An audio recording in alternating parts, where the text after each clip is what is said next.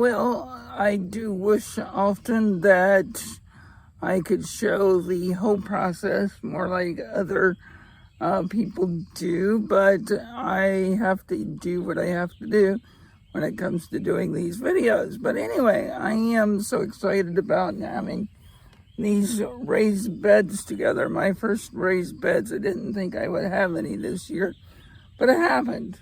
And so I'm very grateful for that. All right, we have got these things together.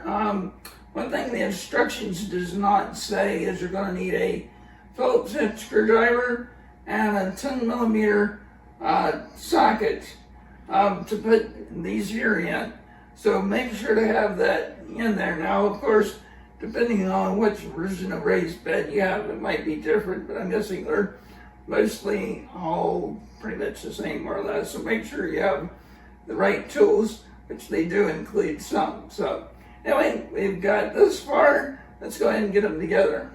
All right, well, so far, I am pleasantly surprised about how well this thing came together and the overall quality with the shipping and everything.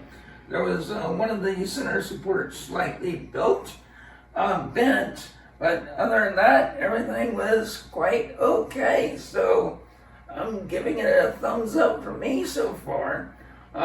We'll get this outside once we get the second one put together, but overall, I am definitely glad I went with this 3x10.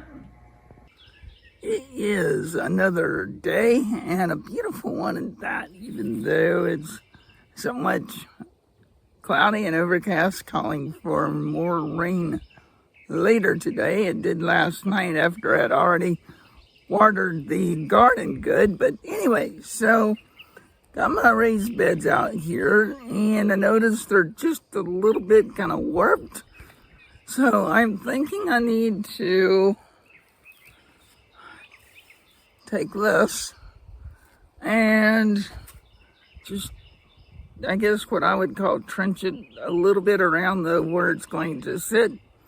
Just a little bit to take that unevenness out. I mean, it's pretty good otherwise, but I'm thinking if it's going to be holding dirt for the next however long, try to get that straightened out as much as possible. So that's what we're going to do next.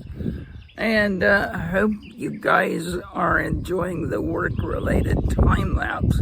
Please do let me know what you do and you don't like about any of my videos. I do appreciate the feedback. Whether or not I will follow through, at least I know what a few of you are thinking anyway. So, all right, well, let's get to work and get that taken care of, because tomorrow my family is supposed to be coming down and getting some work done around the place, so I'm looking forward to that. All right, well, I need a break, so I think that's all I'm going to do for right now. And then once I get a laser leveler, then I'll put that back in place and see where we're at. This here is going to be my